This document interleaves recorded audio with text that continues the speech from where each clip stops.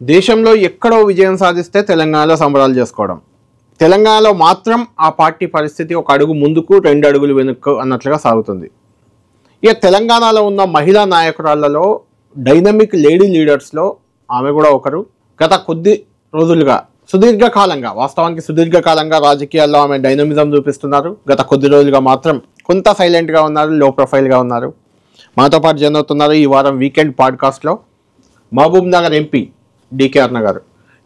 నమస్కారం. నమస్తే అమ్మా. ఎక్కడో బీజేపీ విజయాలు సాధించడం, బీహార్లోనో ఇంకెక్కడో విజయాలు సాధిస్తే ఇక్కడ బీజేపీ కార్యాలయంలో నానా సందడి, నానా హంగామా ఉంటుంది. కానీ తెలంగాణలో ఎన్నికల్లో మీకు ఒకసారి కొంచెం ముందుకు పోయినట్టే కనిపిస్తుంది, మళ్ళీ వెనుకకు వస్తుంది బీజేపీ. తెలంగాణలో బీజేపీ భవిష్యత్ ఏంటి?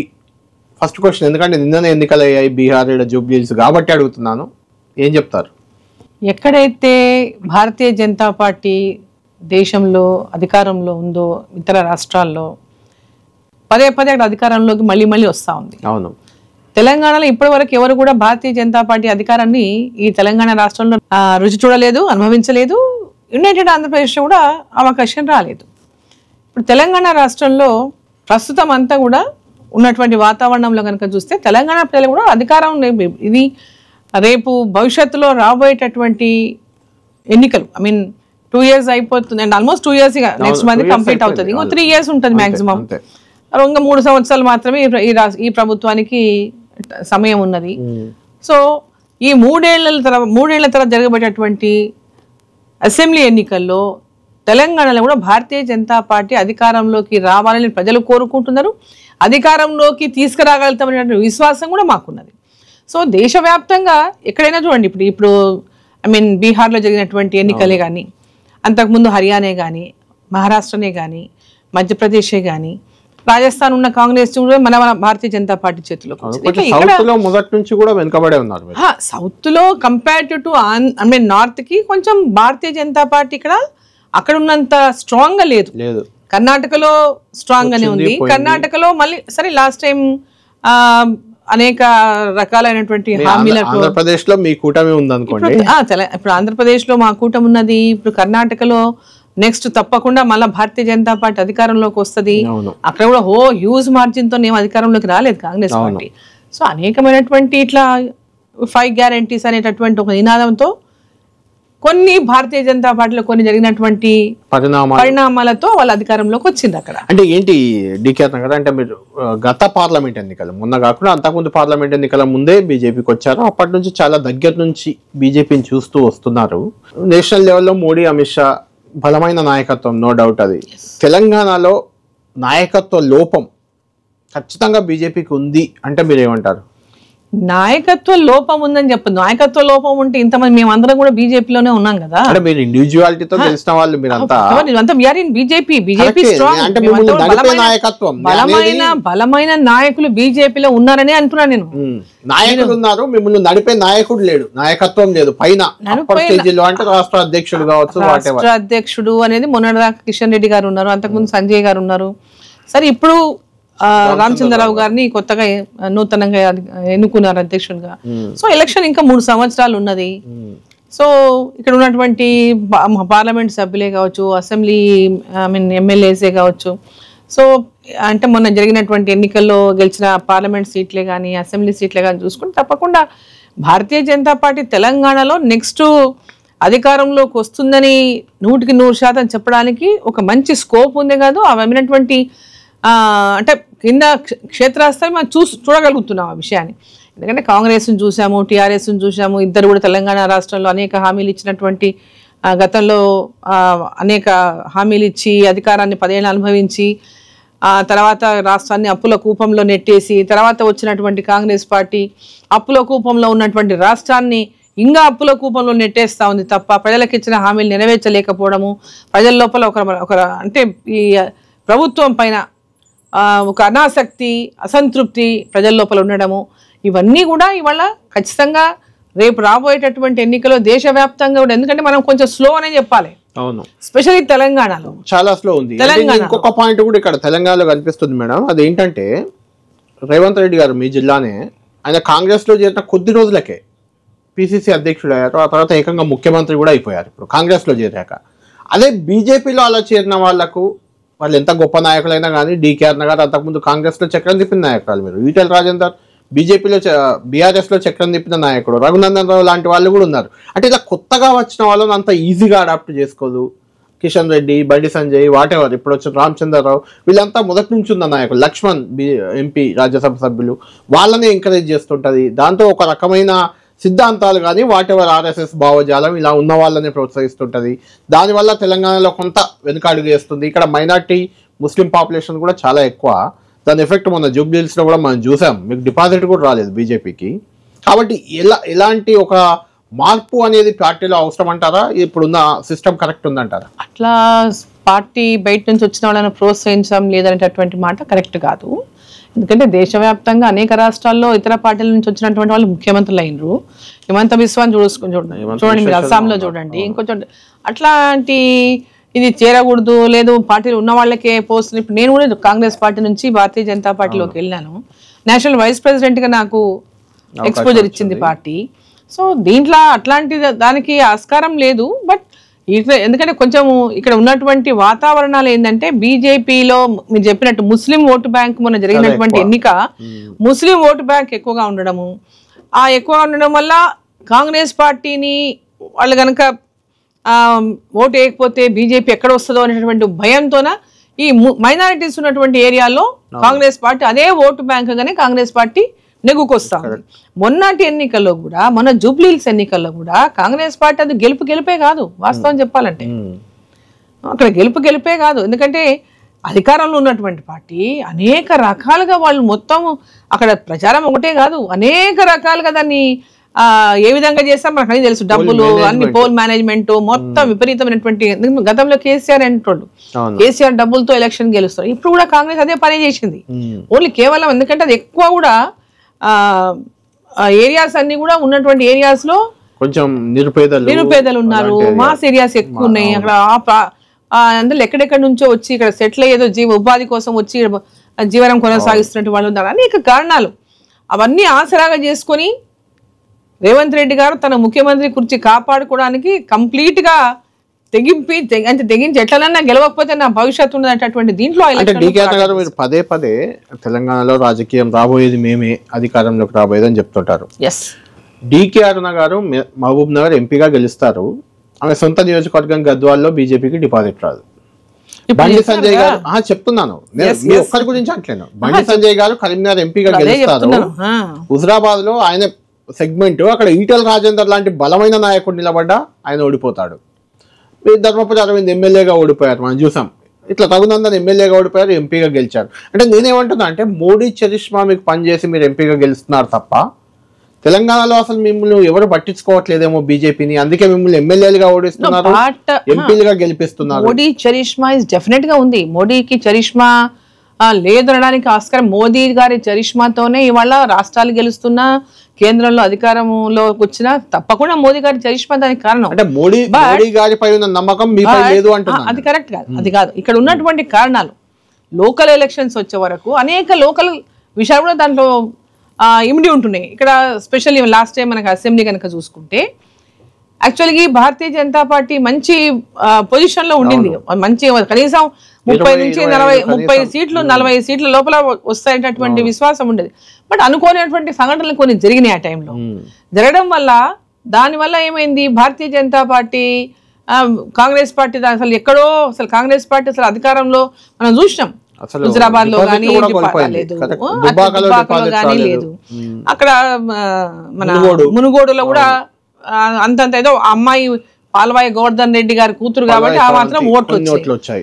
ఇప్పుడు అది అసలు మెయిన్ ఎలక్షన్ వచ్చే వరకు ఏమైందంటే అసలు బీజేపీ వైపు చూస్తున్న ప్రధానికానికి ఒక కాంగ్రెస్ అధికారంలోకి వస్తున్నటువంటి ఒక పబ్లిసిటీ పెద్ద ఎత్తున జరిగింది.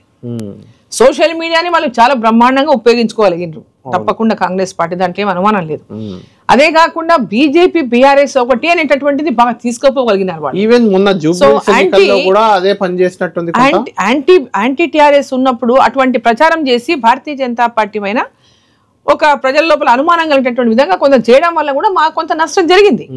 సో ప్రతిసారి అదే రకమైనటువంటి ప్లాన్ నడవదు కదా. ఒకసారి సక్సెస్ అయ్యిండొచ్చు, వాళ్ళు ఎవ్రీ టైం సక్సెస్ కాలేరు. అంటే డీకే గారు మీరు చెప్పినట్టే అసెంబ్లీ ఎన్నికల ముందు ఇదే చర్చ, బీజేపీ బీఆర్ఎస్ ఒకటే, కవిత అరెస్ట్ ఇప్పుడు కావట్లేదు. ఇప్పుడు బీజేపీ పార్లమెంట్ ఎలక్షన్లు అప్పుడు అదే, ఇప్పుడు జూబ్లీస్ ఎన్నికల్లో కూడా రేవంత్ రెడ్డి గారు చేసిన ప్రచారం అదే కదా. దాన్ని నమ్మి దాని కాదు effect కదా. పడదా ముందు ముందు దాని ఎఫెక్ట్ అసలే లేదు. దాని ఎఫెక్ట్ అంతా పచ్చబద్ధం. బీఆర్ఎస్ బీజేపీ ఒకటంటటువంటి నమ్మడానికి ఎవరు ప్రజలు సిద్ధంగా లేరు. ఆ కారణం చేత కాంగ్రెస్ కు ఓటు వేసినటువంటి శుద్ధ అబద్ధం, అది పచ్చబద్ధం. అంటే మొన్న రేవంత్ రెడ్డి వాళ్ళకి వాళ్ళు ఏమంటారు అంటే వాళ్ళకి వాళ్ళు ఏదో సంతృప్తి పడితే చెప్పలేం కానీ ఆ విధంగానే మాకు ఓడినాయి వాళ్ళిద్దరు ఒకటే అని చెప్పినందుకే మేము గెలిచినామని వాళ్ళు అనుకుంటే ఇప్పటికి కూడా ఇంకా అది నమ్ముతారు ప్రజలంటే నమ్మడానికి ఎవరు సిద్ధంగా లేరు.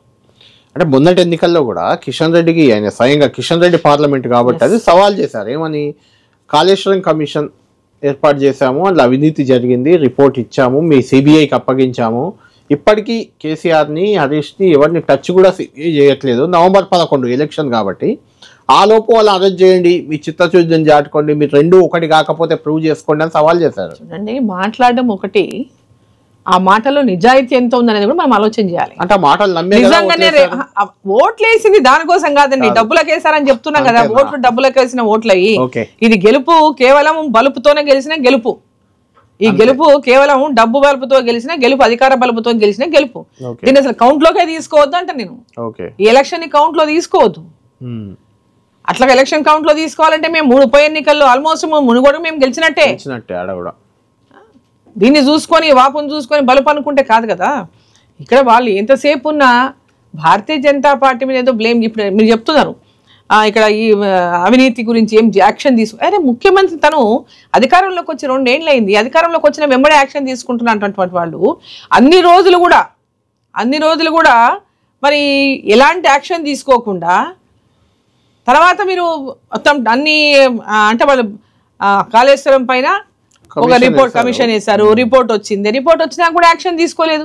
మళ్ళీ కేంద్రం పరిధిలోకి వేసినామని చెప్తున్నారు. కేంద్రం అప్పుడే చేసి ఉండొచ్చు కదా నువ్వు ఆ పని ఎలక్షన్ అప్పుడే చేసి ఉండొచ్చు, అంటే మీరు అధికారంలోకి వచ్చిన వెంబడి ఆ పని చేసి ఉండొచ్చు కదా.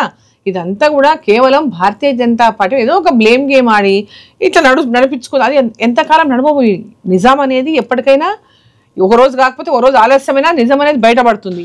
ఇప్పటికే ప్రజలంతా కూడా గమనిస్తూ ఉన్నారు.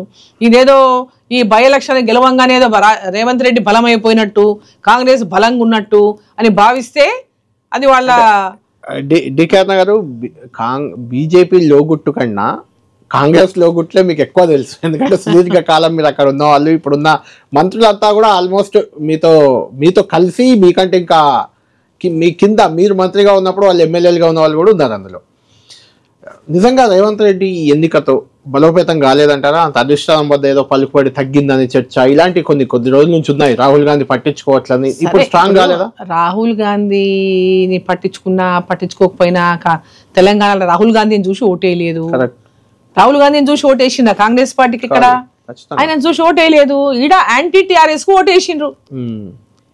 కేసీఆర్ కు వ్యతిరేకంగా వేసిన ఓటు అంతే. అది వాళ్ళకి ఆల్టర్నేటివ్ కాంగ్రెస్ పార్టీనే అని కనిపించింది కాబట్టి భారతీయ జనతా పార్టీ అధికారంలోకి వస్తుందో రాదంటే అనుమానంతోన కాంగ్రెస్ వైపు మొగ్గు చూపింది జనం. ఇప్పుడు రేవంత్ కు వ్యతిరేకంగా లేదంటే కాంగ్రెస్ కు వ్యతిరేకంగా ఓటు ఎవరికి పోతుంది? మరి అదే కదా బీజేపీ బీఆర్ఎస్ ఒక్కటే. భారతీయ జనతా పార్టీకి ఆ ఓటు 100% దాంట్లో మీకు ఎలాంటి డౌట్ ఉండాల్సిన అవసరం లేదు. జూబ్లీహిల్స్ లో వల్లే కదా, జూబ్లీహిల్స్ ఇస్ డిఫరెంట్ అండి. వినండి, అక్కడ భారతీయ జనతా పార్టీ గతంలో కూడా ముస్లిం పాపులేషన్ ఎక్కువ ఉన్నటువంటి ముస్లిం ఓటులు ఎక్కువ ఉన్నాయి కాబట్టి అక్కడ గెలుపు అవకాశాలు భారతీయ జనతా పార్టీకి తక్కువ అనేటటువంటి అంశం అందరికీ తెలిసిన విషయం, దాంట్లో సీక్రెట్ ఏం లేదు. కానీ సరే భారతీయ జనతా పార్టీ ఖచ్చితంగా పోటీ చేయాలా, ప్రజల లోపల ఉండాలా, మా పార్టీ తరఫున మేము పోటీ చేస్తున్నాం. కానీ ఇక్కడ గెలుపు వైపే లాస్ట్ మినిట్ లో ఓటర్లు మొగ్గు చూపుతారు. భారతీయ జనతా పార్టీకి ఓటు తగ్గడానికి కూడా కారణం ఏంది? లాస్ట్ మినిట్ లో గెలుపు వైపు మొగ్గు చూపడము, కాంగ్రెస్ పార్టీకి ముస్లిం పెద్ద ఎత్తున ఓట్లు వేయడము, ఇవన్నిటి కూడా కారణమైంది కాంగ్రెస్ పార్టీకి. బీజేపీ రావద్దు వాళ్ళ ఇదేంది, కాంగ్రెస్ కి ముస్లింలకి ఎంఐఎం కి టార్గెట్ ఏంది? బీజేపీ అధికారంలో రాకూడదు, బీజేపీ గెలవకూడదు, ఇంకెవరైనా గెలిచిన పని బీజేపీ మటుకు గెలవకూడదు. సో దానికోసమే వాళ్ళు గెలుపు అధికారంలో ఉన్నటువంటి పార్టీ వైపు మొగ్గు చూపింది తప్ప ఇక వాళ్ళ గొప్పదనం ఏం లేదు. అంటే తెలంగాణలో డికేఆర్ గారు అంటే ఓల్డ్ సిటీ ఎలాగూ ముస్లిం పాపులేషన్ ఎక్కువ ఉంటుంది, మిగిలిన కూడా 20-30 నియోజకవర్గాల్లో ముస్లిం ఓటర్లే కీలకంగా ఉంటారు. బీజేపీ మీరు ముస్లిం ఓటర్లు మాకు రారు అనే మైండ్ సెట్ లో దాదాపు నాయకులు అంతా ఉన్నారు, ఈటెల రాజేందర్ లాంటి ఒకళ్ళిద్దరు తప్ప. అటువంటి ముస్లిం ఓట్లు 100% రావు అనడం లేదు నేను. దాంట్లో కొంతమంది కొంతమంది ఉంటారు కొంతమంది. ఎంతైనా తక్కువ పర్సెంటేజ్ కాబట్టి ఆ నియోజకవర్గాల్లో మీరు ప్రభావం చూపనప్పుడు అధికారంలోకి ఎలా వస్తారు? 30 అంటే 50 నియోజకవర్గాలు ఎంత పర్సెంట్ ఉన్నారు తెలంగాణ మొత్తం ముస్లింస్? 50% ఉన్నారు. లేరు మరి ఏమి హిందువులంతా మీ వైపు వస్తారా? హిందువులంతా మీ వైపు ఎందుకు వస్తారు? ఖచ్చితంగా టైం వస్తుంది. ఇప్పుడు బీహార్ లో ముస్లింలు ఓటే లేదా భారతీయ జనతా పార్టీకి? ఓటు వేయకుండానే అధికారంలోకి వచ్చింది, అన్ని సీట్లు వచ్చినాయా? ఖచ్చితంగా చేస్తుంది. ఇప్పుడు సరే కొందరు రెచ్చగొట్టి ఏదో ఇంకా తెలంగాణలో భారతీయ జనతా పార్టీ తెలంగాణలో ఇంకా భారతీయ జనతా పార్టీ అధికారాన్ని ఎవరు చూడలేదు. ముస్లిం అనేది ముస్లింల ఓట్లు మాకు వద్దు అని డైరెక్ట్ అంటున్నారు కదా మీ కేంద్ర మంత్రి బండి సంజయ్ లాంటి వాళ్ళు. వద్దు అని అక్కర్లేదు అంటున్నారు మేడం, మీకు చాలా వినే ఉంటారు. అంటే వాళ్ళు వెయ్యరు అనేటటువంటి నిదానంతో సరే మీరు ఏకపోయినా మేము గెలుస్తామనేటటువంటి ఒక నమ్మకాన్ని అయితే మేమైతే హిందువులను పోలరైజ్ చేసుకోవాల్సిందే కదా. ఓటర్ రాజకీయాలు చేసింది. ఇప్పుడు వాళ్ళు మాత్రం వేరా? ఇప్పుడు వాళ్ళు కాంగ్రెస్ పార్టీ చేదా రాజకీయం, బీఆర్ఎస్ పార్టీ చేదా రాజకీయం? అసలు ఎవరి రాజకీయమైనటువంటి స్టేట్మెంట్స్ వాళ్ళు ఇస్తారు. దానికి అంటే అల్టిమేట్ గా గెలుపే లక్ష్యంగా ఓటు బ్యాంకును పెంచుకోవడమే లక్ష్యంగా పనిచేస్తుంది ఏ రాజకీయ పార్టీ అయినా. డికే అన్న గారు, ఇప్పుడు గతంలో మీరు కాంగ్రెస్ ని సుదీర్ఘకాలం కాంగ్రెస్ లో ఉన్నారు. మీ ఫాదర్ కానీ ఇటు మీ హస్బెండ్ సైడ్ కానీ అంతా కాంగ్రెస్ లో ఉన్న వాళ్ళే కదా. ఇప్పుడు బీజేపీలో ఉన్నారు. దానికి దీనికి కంపారిజన్ ఎలా ఉంది అంటే ఏం చెప్తారు? ఎందులో కంఫర్ట్ గా డీకే అన్న గారు అనే కాదు, వాతావరణం ఎందులో కంఫర్ట్ గా ఉంటుంది ఏ పార్టీలో? కంఫర్ట్ అంటే నాకు అర్థం కాలేదు. What is comfort? కంఫర్ట్ అంటే ప్రోత్సాహం కానీ, ముందుకు తీసుకెళ్లే అవకాశాలు కానీ, వెనక్కి లాగే వాళ్ళ మీకు కాంగ్రెస్ లో ఎక్కువ ఉండేవాళ్ళు కదా. అన్ని చోట్ల ఉంటారు, అక్కడే ఎక్కువ కనిపించారు. ఎక్కడైనా రాజకీయాల్లో ఎవరంతా వాళ్ళు ఎదగాలి, మేము ఒకరిని మించిపోవాలంటటువంటి పోటీ ఎక్కడైనా ఉంటది. పొలిటికల్ గా ఆ కాంపిటీషన్ అనేది ఏ పార్టీలోనైనా ఉంటుంది, ఎక్కడైనా ఉంటుంది, ఎక్కడైనా ఉంటుంది. లాగడం అనేది కాదు ఇక్కడ క్వశ్చన్. లాగడం ముందు లాగుతుందనే విషయం చెప్పడం లేదు. అంటే ఎవరంతా వాళ్ళు మేము ప్రయత్నాలు చేసుకుంటారు తప్ప దాన్ని ఇంకోరు లాగినట్టు కాదు కదా. సో లాగడం అనేది దాని డిఫరెంట్ ఉంటాయి. ఎట్టి పరిస్థితుల్లో నేను రానియకూడదు అనేటటువంటి చేయడం అనేది అది వేరే విషయం. ఎట్టి పరిస్థితుల్లో స్ట్రాంగ్ ఉన్న వాళ్ళని కూడా అణిచేయాలని ప్రయత్నం అదొక వేరే విషయం. పార్టీకి లాస్ జరుగుతుంది, సరే వ్యక్తిగత జరిగే లాస్, పార్టీ కూడా లాస్ జరుగుతుంది ఆ విధంగా చేస్తే. సో ఆ విధమైనటువంటి ఇది ఇక్కడ అంటే ఎవరెవరు తొక్కేయడము, ఎవరెవరు ఇచ్చేయడం అనేటటువంటిది ఇక్కడ అట్లాంటిది ఏమీ లేదు, ప్రస్తుతానికైతే లేదు. సో కాంగ్రెస్ లో కూడా అనుకుంటే సరే ఎదగకుండా చేయడానికి అనేక రకమైనటువంటి ఇవి అప్పుడు జరిగినాయి, కొంతమంది చేసినారు.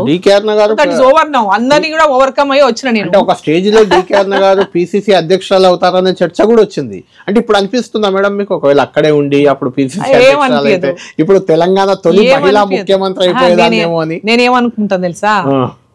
అక్కడ ఉన్నా కూడా ఇప్పుడు పిసిసి ప్రెసిడెంట్ నిజంగా చేయాలనుకుంటే అనుకుని ఉంటే నేను అప్పుడు ఉన్నప్పుడే అయిపోవాలా. అవును, నేను అప్పుడు ఉన్నప్పుడే ఆ ఎలక్షన్ లోపల 2014-18 ఎలక్షన్ లోపల నేను అవ్వాలి. కానీ కాలేదు అంటే అది కానివ్వరు, అంతే. అక్కడ శక్తులు అడ్డుపడ్డాయి, పెద్ద పెద్ద శక్తులు అడ్డుపడ్డాయి అప్పుడు. సో దాని గురించి అయ్యో నేను ఉండుంటే చేస్తుండి, ఇవన్నీ కూడా రాజకీయాల్లో అనేక టైం టు టైం చేంజ్ అవుతా ఉంటాయి. అవును.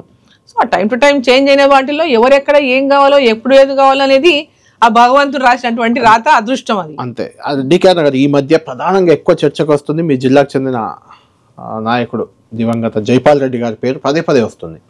అంటే జైపాల్ రెడ్డి గారే తెలంగాణ తెచ్చారని, ఇప్పుడు అప్పట్లో తెలంగాణకు వ్యతిరేకి ఆయన అని మాట్లాడారు, ఇప్పుడేమో తెచ్చారంటున్నారంటూ బీఆర్ఎస్. జైపాల్ రెడ్డి గారితో మీకు కూడా సత్సంబంధాలు ఉన్నాయి, అప్పుడు ఆయన కేంద్ర మంత్రిగా ఉన్నారు, మీరు ఇక్కడ రాజకీయాల్లో ఉన్నారు కాబట్టి ఏంటి అసలు జైపాల్ రెడ్డి గారు తెలంగాణ వాదా, తెలంగాణ తేవడంలో సహకరించారా, లేకపోతే తెలంగాణ వ్యతిరేక అంటే ఏం చెప్తారు మీరు? నిజం చెప్పమంటారా? నిజమే చెప్పండి. నిజమే చెప్పాలి కూడా మీరు.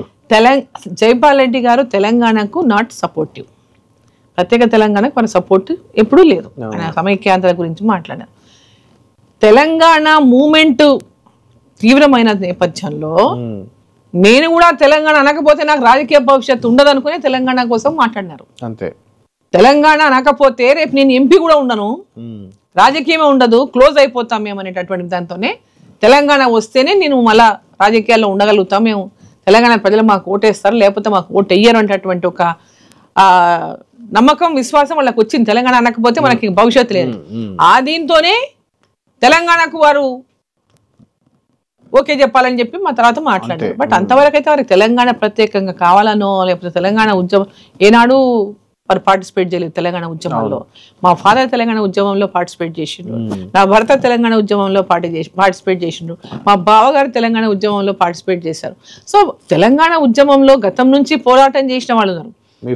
మా ఫ్యామిలీ నుంచి ఆంధ్రాలో సరే మా మామగారు మళ్ళీ సమైక్యాంధ్ర కోసం ఉండ్రి.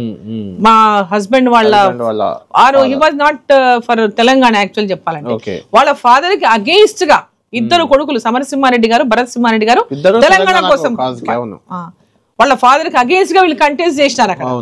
సో ఒక కమిట్మెంట్ తో ఫస్ట్ నుంచి ఒక అంటే ఏదైనా ఒక విషయం వచ్చినప్పుడు డిఫరెంట్ గా వాళ్ళ ఇదిగా చేసి అది దట్ ఈస్ సెల్ఫిష్నెస్ కోసం చేయలేదు ఎప్పుడు కూడా. సో జైపాల్ రెడ్డి గారు ఎప్పుడు కూడా తెలంగాణ కావాలని తెలంగాణ వాది కారు. డికే గారు మహబూబ్నగర్ జిల్లా రాజకీయాల విషయానికి వస్తే మొదటి నుంచి కూడా డికే అన్న ఒక డైనమిక్ లేడీ లీడర్గా అక్కడ ఉన్నారు. అక్కడ ఉన్న ఎవరైతే కొంచెం రాజకీయం అంటేనే మేల్ డామినేషన్ కనిపిస్తుంటుంది, కానీ అక్కడ మీరు అందరినీ అప్పట్లో జూపల్లి కృష్ణారావు గారు ఈవెన్ జైపాల్ రెడ్డి గారితో కూడా మీకు కొంత గ్యాప్ ఉందండి. సమరసింహారెడ్డి గారికి మీకు మధ్య కూడా మీ బావగారే ఆయనతో వాళ్ళందరినీ రేవంత్ రెడ్డితో కూడా జిల్లా పరిషత్ సమావేశాల్లో అక్కడ ఇక్కడ మీరు ధీటుగానే ఎదుర్కొనేవారు కదా. అప్పుడు మీరు మంత్రిగా ఉన్నప్పుడు, ఆయన ఎమ్మెల్యేగా ఉన్నప్పుడు కూడా అలా అందరినీ అంటే ఈ మధ్య రేవంత్ రెడ్డి పాపులర్ డైలాగ్ ఉంది ఒకటి, తొక్కుకుంటూ వచ్చాను, అలా మీరు కూడా వీళ్ళందరినీ తొక్కుకుంటూ వచ్చారా? సహకారం ఉందా? మా బావ అంటే దట్ సపరేట్ ఇష్యూ. మా బావ గారు అంటే మా భర్త బ్రదర్స్, ఓన్ బ్రదర్స్, నా హస్బెండ్ ఇద్దరు own brothers, Samarasimha Reddy, Bharat Simha Reddy senior leader వారు కూడా. సో అక్కడ మాకు పొలిటికల్ గా డిఫరెన్సెస్ వచ్చినాయి. వారు ఒక పార్టీ నుంచి మేము ఒక పార్టీ నుంచి కంటెస్ట్ చేసినాం. అట్లా డిఫరెన్సెస్ ఉన్నాయి తప్ప మాకు వేరే డిఫరెన్సెస్ అంతే కదా. మాకు వేరే కొట్లాడుకున్నది లేదు, మేము పోట్లాడుకున్నది లేదు, వారు మమ్మల్ని అన్నది లేదు, మేము వాళ్ళని అన్నది లేదు. ఎన్నికల ఏదో కామెంట్ చేసి అంతవరకే తప్ప వారిని ఏ రోజు కూడా మేము ఇది చేసింది లేదు. సరే పెద్దవారిగా డెఫినెట్ గా ఆనాడు గౌరవిస్తాం, ఏనాడు గౌరవిస్తాం, ఈనాడు గౌరవిస్తాం. సో జైపాల్ రెడ్డి విషయానికి వస్తే జైపాల్ రెడ్డి గారు ఎప్పుడు కూడా మా వెల్ విషర్ కాదు. అదే అంత పెద్ద లీడర్ మహబూబ్ నగర్ జిల్లాలో అంటే వారికి ఎప్పుడు కూడా ఇంకొకరు జిల్లాలో ఎదగడం అనేది వారు ఎవరిని కూడా పైకి తీసుకురాలేదు. ఫస్ట్ మా ఫాదరు వారు చాలా దగ్గర క్లోజ్, ఇద్దరు జనతా పార్టీలోనే ఉన్నారు. మా ఫాదర్ జనతా పార్టీలోనే ఉన్నారు, జైపాల్ రెడ్డి గారు జనతా పార్టీలో క్లోజ్ రిలేషన్. మళ్ళీ మాకు రిలేషన్ క్లోజ్ గా మేము మామాని పిలుచుకునేదాన్ని చాలా చిన్నప్పటి నుంచి కూడా. బట్ రాజకీయానికి వచ్చే వరకు వారు ఎప్పుడు కూడా పెద్ద సపోర్టివ్ లేరు నాకు. సో మొట్టమొదటిసారి ఎలక్షన్లు టిఆర్ఎస్ అలయన్స్ అయినప్పుడు కూడా నాకు టికెట్ రాకుండా అడ్డుకున్నారు. టికెట్ ఇవ్వలేదు, నేను టికెట్ ఇవ్వలేదు, టికెట్ అడ్డుకున్నాను. నేను ఇండిపెండెంట్ గా పోటీ చేసినప్పుడు. సో అట్లా వారు ఫస్ట్ నుంచి కూడా నాకు బ్రేకులు వేస్తూనే వచ్చినారు. రైతు నాగలి గుర్తా మీది? నాది టెంకాయ గుర్తు, ఇండిపెండెంట్. అంటే సమాజ్వాదీ పార్టీ అని వేసినాము, బట్ సింబల్ రాలేదు. ఎందుకంటే అప్పుడు ఇక్కడ సైకిల్ సింబల్ ఉంది కాబట్టి. సో కొబ్బరి టెంకాయ గుర్తుతో పోటీ చేసిన. సో అట్లా వారు ఎప్పుడు కూడా జైపాల్ రెడ్డి గారిని మేము ఎనీ టైం గౌరవించినాం. బట్ వాళ్ళు ఏ రోజు కూడా మాకు పొలిటికల్ గా ఏదో సపోర్ట్ చేయాలి, లిఫ్ట్ చేయాలి అనేటటువంటిది ఏనాడు చేయలేదు.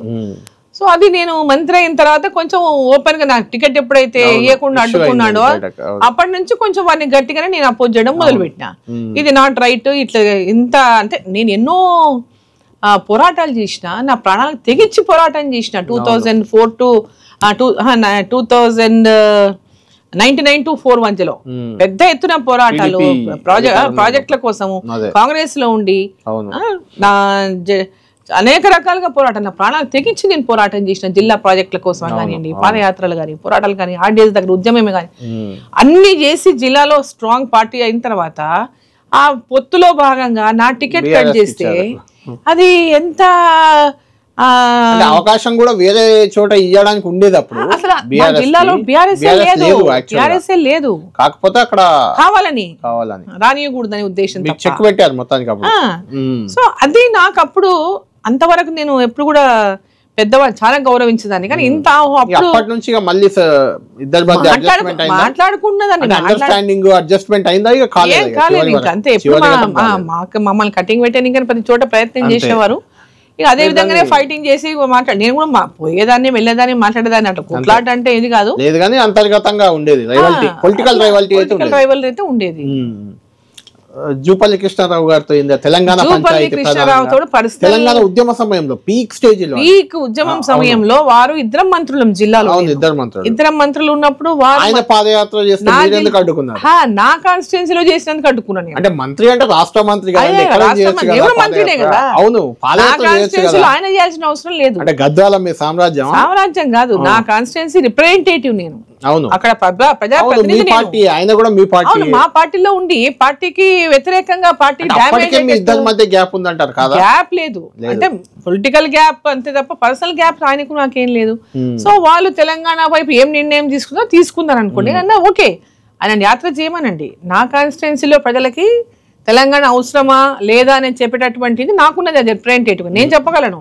మేము అప్పటికే మూవ్మెంట్స్ చేసాము, ధర్నాలు చేసాము అని చేసాం. సో వీరు వచ్చి మాకు చెప్పాల్సిన అవసరం లేదు అని అప్పుడు నేను అడ్డుకున్నాను. కాన్స్టిట్యున్సీకి రానివ్వలేదు. ఆ తర్వాత ఆయన రాజీనామా చేసి పార్టీ నుంచే బయటకు పోవాల్సి వచ్చింది. అంటే డీకే అన్నతో పెట్టుకున్న వాళ్ళు ఎవరు కూడా పార్టీలో కంటిన్యూ అయిన దాఖలాలు లేవు, ముందుకెళ్లిన దాఖలాలు కనిపి. రేవంత్ రెడ్డి ఆయన టీడీపీలో ఉన్నాడు. అవును, రేవంత్ అప్పుడు టీడీపీలో ఉన్నాడు, నేను మంత్రిగా ఉన్నాను. అంటే కాంగ్రెస్ లో అప్పుడు టీడీపీ ఎమ్మెల్యేగా కొడంగల్ నుంచి ఉన్నాడు. ఫస్ట్ టైం ఎమ్మెల్యే అప్పుడు కొడంగల్ నుంచి, అంతకుముందు ఎమ్మెల్సీగా ఉన్నాడు. సో ఎమ్మెల్యేగా ఉన్నప్పుడు కాన్స్టిట్యున్సీల ప్రోగ్రామ్స్ అవన్నీ ఉంటే పోయేదాన్ని చేసేదాన్ని. అప్పుడు ఏదో రకంగా రేవంత్ అప్పుడు కూడా ఏంటంటే ఎలివేషన్ కోసం అని ఎవరన్నా గట్టి పెద్దవాళ్ళతో పెట్టుకుంటే ఆ ఎలివేట్ అవుతానేటటువంటిది అలవాటు ఫస్ట్ నుంచి. సో అట్లా నాతో పెట్టుకుని గొడవ పెట్టుకుంటే తను నిజంగానే వచ్చింది కదా ఎలివేషన్. అధ్యక్షుడు ముఖ్యమంత్రి కూడా అయింది కదా మరి, ఆయన అనుకున్న గోల్ రీచ్ అయ్యారు. అంటే మీకుందా డీకే గారు రాజకీయాల్లోకి వచ్చినప్పుడు కానీ ఈవెన్ ఇప్పుడు కానీ ఎప్పటికైనా ముఖ్యమంత్రి కావాలి అంటే? ఫ్యాక్ట్ చెప్పాలంటే నేను రాజకీయాలకు అసలు వస్తానని రావాలని కోరుకుని ఎన్నడూ రాలేదు. అవును, ఎందుకంటే నేను నా తల్లిదండ్రుల వైపు నుంచి నేను పాలిటిక్స్ చూసినా, మా మామ పెళ్ళయ్యి వెళ్ళినా కూడా అక్కడే పాలిటిక్స్ చూసిన. కానీ నేను వస్తానో లేకపోతే నేను చెయ్యాలనో అట్లా నేను ఇంట్రెస్ట్ తో నేను పాలిటిక్స్ లో పోవాలనో ఏ రోజు కూడా అసలు అనుకోలేదు. సో అన్ఎక్స్పెక్టెడ్ గా నేను పాలిటిక్స్ లోకి ఎంటర్ అయినా. ఎంటర్ అయిన తర్వాత 2005 లో నేను మా ఫాదర్ నేను 96 లో నేను పార్లమెంట్ కంటెస్ట్ చేసిన. టీడీపీ చంద్రబాబు నాయుడు గారు అప్పుడు ముఖ్యమంత్రి, నా హస్బెండ్ అప్పుడు ఇండిపెండెంట్ ఎమ్మెల్యే టీడీపీ అలయన్స్ తో. సో అప్పుడు చంద్రబాబు నాయుడు గారు మహబూబ్ నగర్ పార్లమెంట్ కు నన్ను క్యాండిడేట్ గా అందరు జిల్లాలో ఉన్నటువంటి ఎమ్మెల్యేలు అందరు డిసైడ్ చేసినప్పుడు అప్పుడు మహబూబ్ నగర్ నుంచి పార్లమెంట్ కంటెస్ట్ చేశాను 96 లో. అప్పుడు డైరెక్ట్ గా కంటెస్ట్ చేశాను. అంతవరకు ఏం డైరెక్ట్ పాలిటిక్స్ లో ఎప్పుడు లేను. అంటే ఎందుకు రావాల్సి వచ్చింది అప్పుడు మీరు రాజకీయాల్లోకి? అప్పుడు పార్లమెంట్ కంటెస్ట్ చేయమని నన్ను అభ్యర్థి కోసం అందరు ఎమ్మెల్యేలు ఉన్నారు, గెలిచే అవకాశం ఉంది. మాకు 2 కాన్స్టిట్యున్సీ కొంచెం ఆ జిల్లాలో కొంచెం ప్రాధాన్యత. నాగర్కర్నూలు కాదు, మహబూబ్ నగర్ పార్లమెంట్. మా ఫాదర్ జిల్లాలో 2 పార్లమెంట్ సెగ్మెంట్. నాగర్కర్నూలు ఏమో వేరే, మా గద్వాల అప్పుడు దీంట్లోనే ఉంది, మహబూబ్ నగర్. సో అప్పుడు కంటెస్ట్ చేశాను, బట్ వెరీ నేరోలీ ఓడిపోయినా. నాకు ఇంట్లో మా పెద్ద కూతురు పెళ్లి కూడా ఉండింది సేమ్ టైం, 1 వీక్ గ్యాప్ లో. అప్పటికే పెళ్లి ఫిక్స్ అయ్యి కార్డ్స్ అని డిస్ట్రిబ్యూషన్ అయినాక ఈ ఎలక్షన్ నోటీస్ ఆ క్యాండిడేట్ డిసైడ్ అన్నమాట. సో అట్లా కొంచెం ప్రచారానికి ఇబ్బంది కావడమే కాకుండా నేను అంత టైం కూడా లేదు నాకు రీచ్ అవ్వడం. అప్పుడు నేను పెద్ద డైరెక్ట్ పాలిటిక్స్ కూడా ఎప్పుడు లేను. మా ఫాదర్ కాంగ్రెస్, అప్పుడు మా ఫాదర్ కాంగ్రెస్ లో ఉన్నారు, నేను టీడీపీ నుంచి కంటెస్ట్ చేశాను. సో అప్పుడు మా ఫాదర్ కాంగ్రెస్ కి చేశారు. మల్లికార్జున్ గారు అప్పుడు క్యాండిడేట్, కాంగ్రెస్ క్యాండిడేట్. ఆయన అప్పుడు వారు డిఫెన్స్ మినిస్టర్ ఉన్నారు అనుకుంటా, డిఫెన్స్ మినిస్టర్ ఉన్నారు. సో అప్పుడు మల్లికార్జున్ గారికి మా ఫాదర్ మల్లికార్జున్ గారికి సపోర్ట్ చేశారు కాంగ్రెస్ పార్టీ. సో చాలా 3000 చిల్లర ఓట్లతో నేను ఓడిపోయాను. సో ఆ తర్వాత మళ్ళీ నెక్స్ట్ డైరెక్ట్ గా పాలిటిక్స్ లోకి కంటిన్యూ అయినాను. అట్లనే నెక్స్ట్ టైం మళ్ళీ అసెంబ్లీకి పోటీ చేశాను 99 లో, కాంగ్రెస్ నుంచి పోటీ చేసి ఓడిపోయాను. మళ్ళీ నెక్స్ట్ 2004 వరకు అనేక పోరాటాలు చేసిన. జెడ్పీటీసీ జిల్లా పరిషత్ చైర్మన్ విమెన్ అయింది అప్పుడు మహబూబ్ నగర్. దానికోసం కంటెస్ట్ చేయమంటే కంటెస్ట్ చేశాను. కొల్లాపూర్ పానగల్లో చేశాను.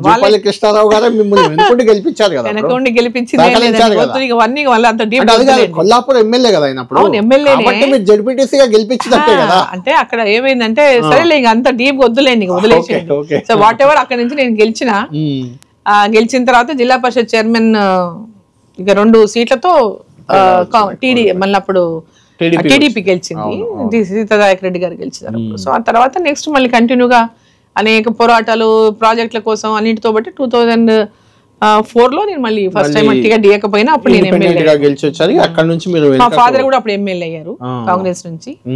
సో మా ఫాదర్ నేను ఇద్దరం ఒకేసారి అసెంబ్లీ మళ్ళీ ఆఫ్టర్ లాంగ్ టైం మా ఫాదర్ అంతకుముందు కూడా ఎమ్మెల్యే ఉన్నారు. ఆఫ్టర్ లాంగ్ టైం మళ్ళీ ఇద్దరు ఒకేసారి మళ్ళీ పార్లమెంట్ లో 2005 లో ఇన్సిడెంట్ అయింది. మా ఫాదర్ మా బ్రదర్ ఇద్దరు ఒకే రోజు ఆ నక్సల్స్ కలుపులో చనిపోయినారు.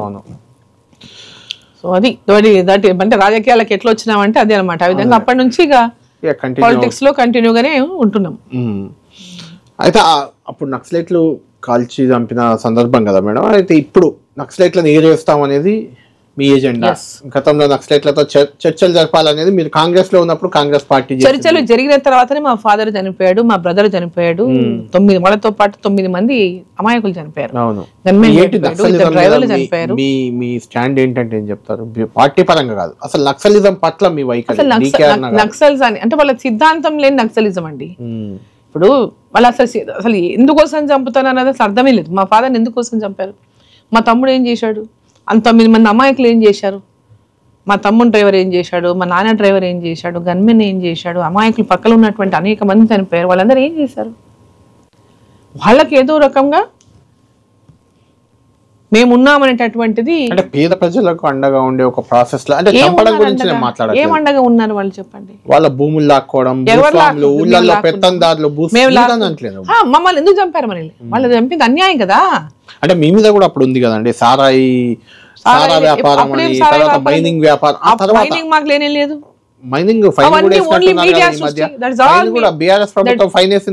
ఏంటండి కంకర మైనింగ్? మైనింగ్ ఏముంది చెప్పండి? మహబూబ్నగర్ జిల్లాలో మైనింగ్ ఏముంది చెప్పండి? రోడ్లకేసే అదే అంత కక్షపూరితమైనటువంటి కార్యక్రమాలు ఇవి. అప్పుడు జూరాల రెడ్డి గారు సారా వ్యాపారంలో లేరు అప్పట్లో. ఎప్పుడు వెన్ ఇట్ వాజ్ లీగల్ ఆయన ఒక్కడే కాదు, పెద్ద సిండికేట్ ఉండేది రాష్ట్రం అంతా. ఆ సిండికేట్ లో ఈయన ఒక పార్ట్నర్. మొత్తం రాష్ట్రం అంతా భరత్సింహారెడ్డి కాదు. అదేదో క్రియేషన్ ఎట్లా చేస్తారంటే ఏమో చేసేటట్టుకుంది. అంటే అట్లాంటి పొలిటికల్ గా ఉన్నటువంటి దీంతో ఆ విధంగా అసలు ఇప్పుడు మీరు ఇన్ని రోజులు ఉంటే దాన్ని దావుతుందండి. ఏదైనా ఉన్నప్పుడు నిజం అనేది ఎప్పుడో రోజు బయటపడుతుంది కదా. ఓ రోజు అబద్ధం చెప్పొచ్చు, 2 రోజుల తర్వాత నిజం అబద్ధం అని తెలిసిపోతుంది కదా. మీకంటే ముందు భరత సింహారెడ్డి గారే అసలు రాజకీయాల్లో ఉంది. ఆయన ఎమ్మెల్యే కూడా కదా అప్పుడు, ఇండిపెండెంట్ ఎమ్మెల్యే.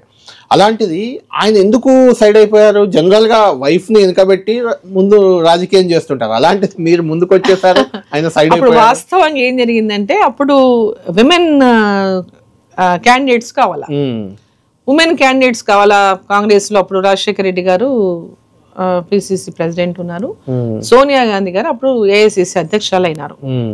అప్పుడు విమెన్ ప్రతి జిల్లా నుంచి ఒకరో ఇద్దరు విమెన్ ఉండాలి క్యాండిడేట్స్ అనేటటువంటిది ఒక ఇది పెట్టుకున్నారు. ఆ దీంట్లో భాగంగా భరత్ గాని రాజశేఖర్తో దగ్గర ఉండేవాడు. సో భరత్ నువ్వు అరుణాకి ఇస్తే హ్యాపీగా అయ్యన్నా, నాకు నేను రిలీఫ్ అవుతా, నా వ్యాపారాలు ఏమో నేను చూసుకుంటా నాకు అని చెప్పినాడు స్వచ్ఛందంగా. అట్లాంటి ఏదో ఇది కాదు. అట్లా నేను ఇప్పుడు అంటుంటా, ఎందుకు నన్ను అనవసరంగా తీసుకొచ్చినారు దీంట్లో. భరత సింహారెడ్డి గారి కంటే డీకే అన్న గారు అంటేనే ఒక ఇమేజ్ కదా ఇప్పుడు రాజకీయాల్లో. అప్పుడు వారంటేనే ఇమేజ్ ఉండేది, ఇప్పుడు అనేది ఒకప్పుడు భరత సింహారెడ్డి అంటేనే పవర్ఫుల్ లీడర్ గా ఉండేది. ఎందుకంటే వీళ్ళు అబద్ధాలు చెప్పినా ఏం చెప్పినా ఆయన ఏదో పెద్ద ఇదైనట్టు ఏదో చెప్పేటోళ్ళు అప్పుడు అంతా మాఫియా లాగా డాన్ లాగా ఉండేది. కరెక్టే, అక్కడ మొత్తం ఫ్యాక్షన్ పాలిటిక్స్ అనే టైప్ లో ఉండేది. మేము అసలు ఇట్లా అంటే చీమ కూడా కదలనేటటువంటి విధంగా చేసేటోళ్ళు. అరుంధతి సినిమాలో ఉన్నట్టు గద్వాల కోట మీ సామ్రాజ్యం లాగానే ఉండేది. ఇది ఇచ్చేటోళ్ళు బయట. అంటే కంప్లీట్ డిఫరెంట్. వాస్తవానికి ఈ మీడియా చేసే సృష్టికి కంప్లీట్ డిఫరెంట్ ఉండేది ఆనాడు. ఆనాడు డిఫరెంట్ గా ఆ విధంగా ఆయన ఎలివేట్ చేశారు అట్లా లేని. సో ఈ రోజు బ్యాక్గ్రౌండ్ మొత్తం ఆయన బ్యాక్గ్రౌండ్ తన సపోర్ట్ లేకుండా నేను ఇంత దూరం రాలేదు కదా. ఇప్పటికీ గద్వాల కూడా మీ చేతుల్లోనే ఉన్నట్టుంది కదా. మీ అల్లుడే కదా అక్కడ ఎమ్మెల్యే, మీ మేనల్లుడే కదా. మా ఇంట్లోనే ఉన్నాడు ఆయన. మా ఇంట్లోనే మా ఆడబిడ్డ కొడుకు. అవును, ఏం చేసేవాడు కాదు అప్పుడు. సో భరత్ సింహారెడ్డి ఎమ్మెల్యేగా ఉన్నాడు అప్పుడు. ఈయన వ్యాపారాలు చేసేటప్పుడు సారా వ్యాపారాలు కదా అప్పుడు, when it was legal. So వీళ్ళందరూ ఉండి అందరు కలిసి చూసుకునేవాళ్ళు. అప్పుడు ఏదైనా చేయండి వాడు ఊరుకుంటాడు ఏం లేదని అంటే అట్లా వాళ్ళ అక్క చెప్పినప్పుడు అట్లా మా దగ్గరికి వచ్చి ఉన్నాడు. మా దగ్గరే ఉండేటోడు మాక్సిమం. మా ఇంట్లోనే ఎలివేషన్ లేకుంటే ఆయన ఎవరు తెలిసేది కూడా కాదు. ఎలివేషన్ అంతా మా ఇంట్లోంచి అయింది కాబట్టి మాకు వ్యతిరేకమైన వాళ్ళు కాబట్టి పొలిటికల్ లీడర్స్ వాడుకుంటారు కదా, మిమ్మల్ని ఓడగొట్టినట్టున్నాడు కదా. సరే పొలిటికల్ గా ఆయన ఓడగొట్టింది ఏమి లేదు, రాజకీయం బీఆర్ఎస్ ఆయనకున్నాడా ఇమేజ్ కాదు, లేకపోతే ఇది కాదు. బట్ పార్టీల పరంగా కొంత టార్గెట్ చేశారు. పార్టీ నన్ను ఓడించాలని కొంతమంది టార్గెట్ చేసిన దాంట్లో మీరు రేవంత్ రెడ్డి, మీరు మిమ్మల్ని అందరినీ రేవంత్ రెడ్డిని కూడా ఓడించారు కదా అదే సమయంలో. నాగం జనార్దన్ రెడ్డి ఇట్లా కొంతమంది టార్గెట్ చేసి వీళ్ళు ఎట్టి పరిస్థితులు అసెంబ్లీలు రాకూడదు అనుకుని టార్గెట్ చేసి చేశారు అప్పుడు. అంతకంటే ఏం లేదు. డికే గారు, మీరు గతంలో కేసీఆర్, అంతకుముందు వైఎస్ రాజశేఖర రెడ్డి, కిరణ్ కుమార్ రెడ్డి, రోషయ్య, చంద్రబాబు, ఇప్పుడు రేవంత్ రెడ్డి, చాలా మంది ముఖ్యమంత్రులను మీరు దగ్గర నుంచి అంటే మీరు రాజకీయ నాయకురాలిగా వీళ్ళని అబ్జర్వ్ చేస్తూ వచ్చారు. ఏంటి ఒక్కొక్కరి గురించి చెప్పాలంటే ఏం చెప్తారు? ఇందులో బెస్ట్ ఎవరు, వర్స్ట్ ఎవరు అంటే ఏం చెప్తారు? రెండే ఎవరికి యాక్టర్స్ వాళ్ళకి ఉంటాయండి. బెస్ట్ అని ఒకరు బెస్ట్ అనే ఒకరు తక్కువ అనో చెప్పడం కాదు. అంటే ఎవరి అంటే రాజశేఖర రెడ్డి గారు ఉన్నారు. రాజశేఖర రెడ్డి గారు ఉండగానే హీజ్ అ లీడర్. లీడర్ అంటే అట్లా ఉండాలి అనేటటువంటిది ఉంటుంది. సరే వారి నుంచి మేము చాలా నేర్చుకున్నాం కూడా. ఒక లీడర్ అనేటటువంటి లీడర్ ఎట్లా ఉండాలి, ఏ విధంగా ప్రజల మనసులని చూరగొంటాడు లీడర్ అనేటటువంటి ఆయన నుంచి మేము చాలా నేర్చుకున్నాం కూడా. సో లీడర్ అనేటటువంటి వ్యక్తి ఎవరైనా చూసామంటే రాజశేఖర రెడ్డిలోనే చూసాము. ఆయన చూస్తేనే ఎస్ హీజ్ అ లీడర్ అని అనిపిస్తుంది. ఆయన పలకరించే విధానం కానీ, అందరినీ మాట్లాడించేటటువంటి విషయమే కానివ్వండి, అంటే అడ్మినిస్ట్రేషన్ పరంగా పక్కన వాళ్ళకి ఇచ్చేటటువంటి యాజ్ ఏ ఎమ్మెల్యేలుగా కానీ మంత్రులుగా కానీ వారు ఇచ్చేటటువంటి ఇంపార్టెన్సే కానివ్వండి, అన్నిటి పరంగా కూడా. సో ప్రజల పట్ల కానీ అంటే ఏ విధమైనటువంటి కార్యక్రమాలు చేసి ప్రజలకు ఇచ్చేయాలి, ఎట్లా గవర్నమెంట్ మంచిగా కనిపించుకోవాలి, ఇవన్నిట్లో కూడా డిఫరెంట్ వేల వాళ్ళు పరిపాలించారు. డిఫరెంట్ వేలనే ఇప్పటికి కూడా అందరి మనసుల్లో ఆయన పరిపాలన that was a golden period అని అనుకుంటాం అందరు కూడా. చంద్రబాబు గారు వారికి ఒక ఇమేజ్ ఉన్నది, వారికి ఉండే ఇమేజ్, వారికి సిఇఓ, వారి ఒక విజనరీ, వారి ఒక ఐటీ విజన్, ఒక విజన్ ఉన్న లీడర్ గా వారికి ఒక ఐడెంటిటీ వారికి ఉన్నది. సో ఒక్కొక్కరికి ఒక్కొక్క ఐడెంటిటీ. కిరణ్ కుమార్ రెడ్డి గారు maybe he not mass leader కాదు, బట్ ఆయన అడ్మినిస్ట్రేషన్ పరంగా చాలా వర్క్ చేసేటోడు. ఒక అంటే అడ్మినిస్ట్రేటివ్ పరంగా వర్క్ చేసి ఒక అంటే డీప్ స్టడీ చేసి పనిచేసేటోడు. ఆయనకున్నది. సో ఆయన మాస్ లీడర్ కాదు. బట్ అట్లా ఒక్కొక్కరిది ఒక్కొక్క రకమైనటువంటి డిఫరెంట్ ఇవి ఉంటాయి. అందరినీ ఈయన బాలేడు, ఆయన బాగున్నాడు, ఇట్లా అట్లా అని చెప్పి. But what ever it is, Rajasekhara Reddy గారి పీరియడ్ గోల్డెన్ పీరియడ్ అని ఎవరైనా చెప్పక తప్పదు. కేసీఆర్ రేవంత్ కంపేర్ చేస్తే గత ముఖ్యమంత్రి ప్రస్తుత ముఖ్యమంత్రి ఏం పెద్ద తేడా అయితే కనిపించదు. బట్ వీళ్ళు కాంగ్రెస్ ఉన్నప్పుడు, ఐ మీన్ బీఆర్ఎస్ ఉన్నప్పుడు వాళ్ళు వన్ వేగా ఓన్లీ బీఆర్ఎస్ లో పార్టీ వాళ్ళు తప్పితే ఇంకెవడు కూడా ఈ రాష్ట్రంలో బతకూడదు అనేటటువంటి విధంగా వాళ్ళు పనిచేశారు. వేరే పార్టీ ఉండకూడదు అనేటటువంటి విధంగా వాళ్ళు పనిచేశారు. ఇప్పుడు జిల్లాలని చిన్న చిన్న జిల్లాలు చేయడం చేసినంత పెద్ద తప్పు కేసీఆర్ గారు చాలా పెద్ద తప్పు చేశారు. జిల్లాలని చిన్న చిన్న జిల్లాలుగా చేసి పార్లమెంట్ కు జిల్లా చేసినా బాగుండేది, అడ్మినిస్ట్రేషన్ పరంగా అడ్మినిస్ట్రేషన్ జరిగేది. ఈ రోజు మరీ స్మాల్ డిస్ట్రిక్ట్స్, ఒక కాన్స్టిట్యున్సీలో 4-5 మండలాలు కలిపి ఒక కాన్స్టిట్యున్సీకి పక్కన అక్కడ రెండు ఇక్కడ రెండు కలిపి ఆ కాన్స్టిట్యున్సీలు డిస్టర్బ్ అయిపోయినాయి, జిల్లాలు డిస్టర్బ్ అయిపోయినాయి.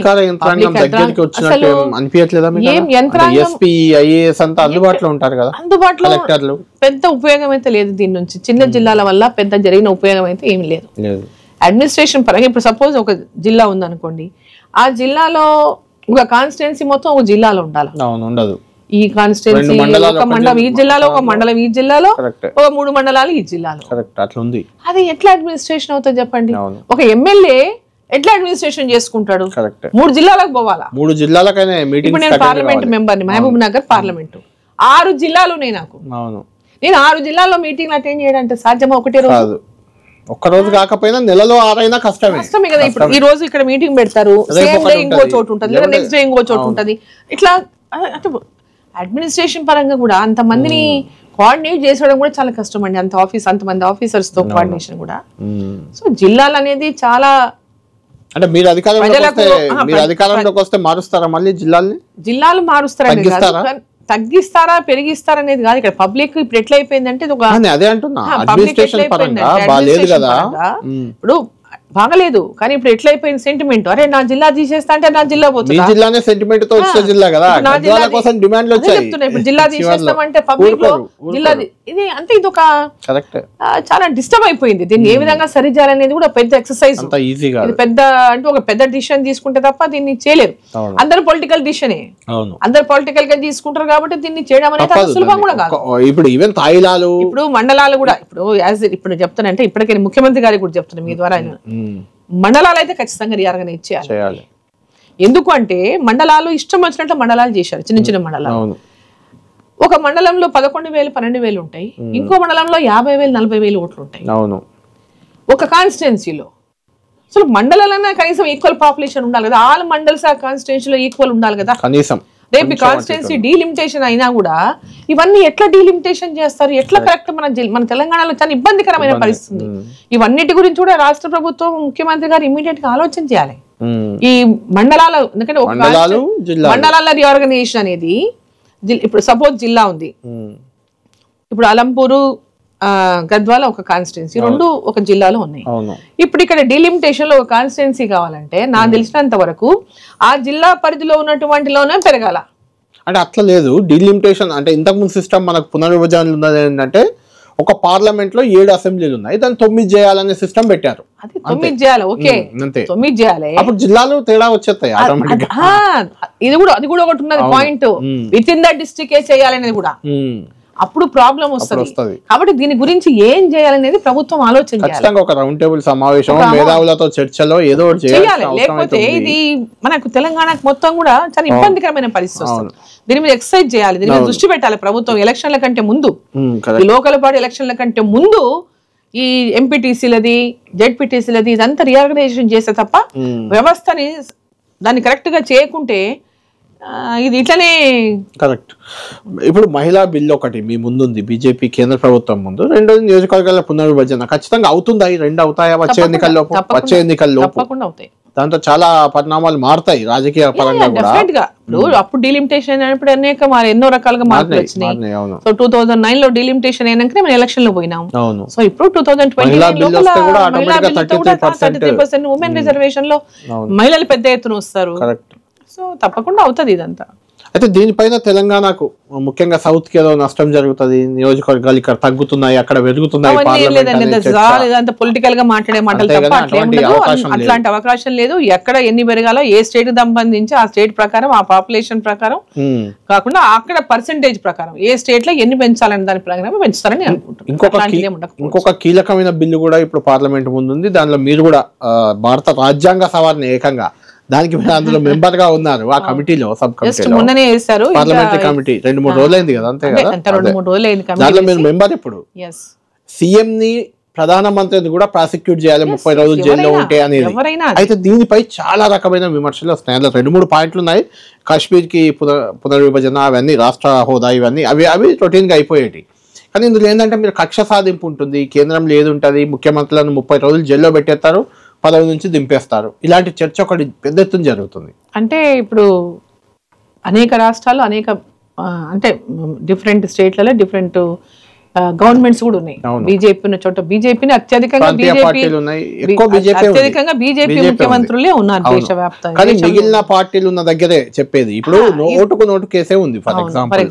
దానిలో రేవంత్ రెడ్డి లాంటి వాళ్ళని ముఖ్యమంత్రిని ఒక 30 రోజులు జైల్లో పెట్టి పదవి నుంచి దింపే ప్రయత్నం చేస్తే అలానే పోయొచ్చు కదండి, కొత్తగా పెట్టేదే ఉంటుంది. ఇప్పుడు మళ్ళీ అదే అడ్డం కదా, ఇప్పుడు అదే దాన్నే సీక్వెన్స్ గా తీసుకొని మీరు ఇప్పుడు కమిటీ మీటింగ్ ఫస్ట్ మీటింగ్ ఎప్పుడు ఇంకా డిసైడ్ కూడా అవ్వలేదు. కమిటీ వేశారు, కమిటీలో అందరు అభిప్రాయాలు ఉంటాయి. కమిటీ ఇచ్చిన రిపోర్టును బట్టి అప్పుడు గవర్నమెంట్ లో అప్పుడు పార్లమెంట్ లో ఆ బిల్లుని మంచిదే కదా, అవినీతిని కంప్లీట్ గా అరికట్టడానికి అవకాశం ఉండేటటువంటి బిల్లు, నేరాలను అరికట్టడానికి ఉండేటటువంటి బిల్లు. ఇప్పుడు నేరాలు చేసి అవినీతి చేసి ఈ దేశాన్ని ఒక రకంగా లా అండ్ ఆర్డర్ లేకుండా చేయడము, లేదంటే అవినీతి చేసి మొత్తం దేశాన్ని దోచేయడము, ఇట్లాంటివి లేకుండా ఇవన్నీ ముందు అది మంచిదే మేడం. నేను అంటున్న పాయింట్ ఏంటంటే అవినీతి చేసిన ముఖ్యమంత్రులు బీజేపీలోకి వస్తే పునీతులు అవుతున్నారు. జాగ్రత్త పడాలి కూడా. అశోక్ చవాన్ ఇప్పుడు ఎవరైనా కూడా అవుతారు కదా, మీరు చెప్పినట్టు మీరు చెప్తున్నారు కదా. ఇప్పుడు ఎవరైనా కూడా ముఖ్యమంత్రులు, వాళ్ళు ప్రధానమంత్రి కావచ్చు, నరేంద్ర మోదీ గారే కావచ్చు, లేదా ఇంకొకరే కావచ్చు, ఎవరైనా కావచ్చు, రేపొద్దున ఎవరైనా కావచ్చు, ఏ ముఖ్యమంత్రి అయినా కావచ్చు, అందరికి సమానమైనటువంటిది ఉంటుంది జీవో. అంటే ఒక చట్టం అనేది కానీ ఒకరికొకలాగా చట్టంలో ఒకరికొకటి ఉండదు కదా. చట్టం ఎవరికి చుట్టం కాదు, అంతే.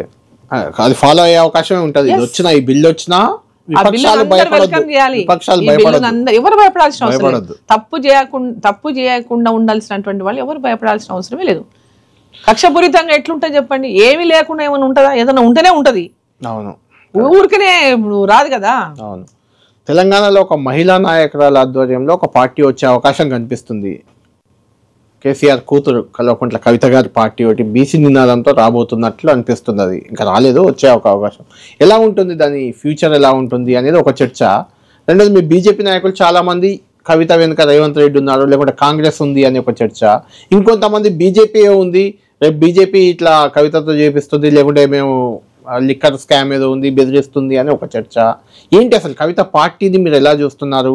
ఆ ఇన్సిడెంట్ ఎలా చూస్తారు?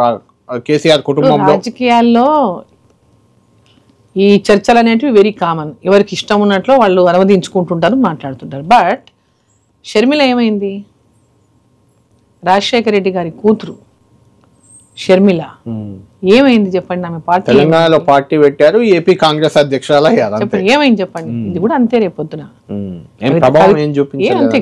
ఆమె కేసీఆర్ కూతురు. కేసీఆర్ కూతురుగా ఆమెని అంత ప్రజలు కొంత రిసీవ్ చేసుకుంది. బట్ ఒక పార్టీ పెట్టి తనలో ఆమెకు అవినీతి చెప్తాను, ఇంతకుముందు కేసులో పోయింది, వచ్చింది, ఇవన్నీ అయినాయి, ఇవన్నీ ఇష్యూస్ ఉన్నాయి. సో ఈరోజు వాళ్ళ పర్సనల్ ఇష్యూస్ అని ఇంట్లో ఉన్నటువంటి గొడవలన్నీ తీసుకొని రాజకీయానికి తీసుకొచ్చి తను ఒక పార్టీ పెడితే ప్రజలు ఆదరించరు. ఇవన్నీ ప్రజలకు కావాల్సింది, ప్రజలకు ఎవరు సర్వీస్ ఇస్తారు? కానీ ఎన్ని అధికారంలో ఉన్నన్ని రోజులు బాగుండి అధికారం పోయిన తర్వాత ఇవన్నీ మాట్లాడుతుంటే ఇక్కడ ఎవరు తిక్కోళ్ళు లేరు, పిచ్చోళ్ళు లేరు. అధికారంలో ఉన్న రోజు అధికారం ఎంజాయ్ చేసిండ్రు. ఇప్పుడు మాట్లాడితే ఎట్లా చెప్పండి? కాబట్టి దాని ప్రభావం ఏమి చూపించదు తెలంగాణలో, ఏముండదు. ఫైనల్ గా వద్దాం, బీజేపీ ఫైనల్ కంక్లూడ్ చేసేద్దాం.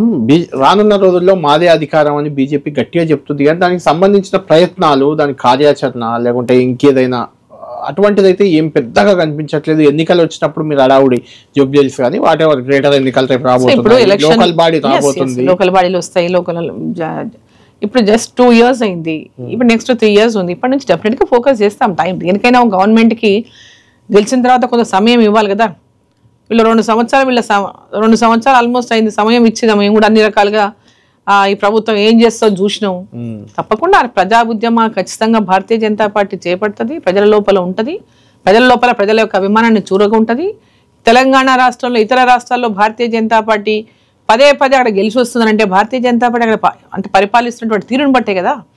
అదేవిధంగా పరిపాలన తెలంగాణ ప్రజలు కూడా కోరుకుంటున్నారు. ఆ విధమైన పరిపాలన ఇస్తామని విశ్వాసాన్ని ప్రజలకు భారతీయ జనతా పార్టీ ఇస్తుంది. ఖచ్చితంగా తెలంగాణ రాష్ట్రంలో భారతీయ జనతా పార్టీ ప్రజల యొక్క అభిష్టం మేరకే పనిచేస్తుంది. ఆ విధంగా ప్రజా వ్యతిరేక విధానమైన పోరాటాలు చేస్తుంది. తప్పకుండా తెలంగాణలో కూడా భారతీయ జనతా పార్టీ తమ కేంద్ర మంత్రివర్గ పునర్వ్యవస్థీకరణ అది ఇది ఏదో చర్చలు మళ్ళీ వస్తున్నాయి. డికేఆర్ గారికి ఏమైనా ఛాన్స్ ఉందంటారా కేంద్ర మంత్రివర్గంలోకి? అవకాశాలు ఎవరైనా ఆశిస్తారు, ఆశించడంలో వచ్చింది కదా చర్చ.